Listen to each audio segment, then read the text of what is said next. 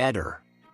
McAllister. Tutto è iniziato con una violenta lite, poco dopo le 21 di ieri sera, sabato 4 maggio, nella casetta di via Roma a Bicinecco. La donna, Silvia Comello, 42 anni, di Reana del Royale, che non è la moglie, come si era detto in un primo momento, era andata a trovare Stefano Jureg, un anno più grande, nella sua casa a Bicinecco.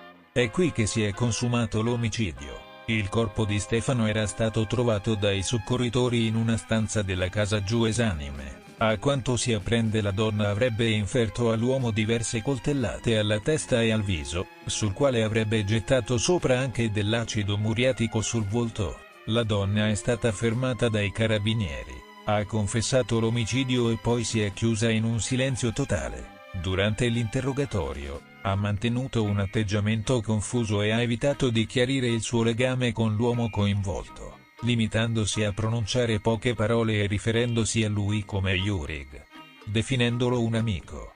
Successivamente, ha preferito mantenere un totale silenzio fino al momento del trasferimento in carcere, avvenuto all'alba di oggi, nonostante la mancanza di chiarezza riguardo alla natura del rapporto tra i due individui. Non si esclude che potesse trattarsi anche di una relazione sentimentale. Le ragioni che hanno portato all'omicidio restano ancora sconosciute.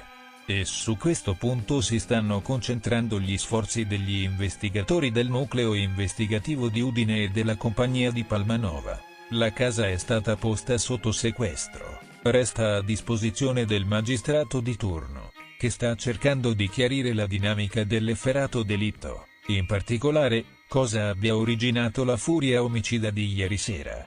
Ehi, non dimenticare di iscriverti a questo canale.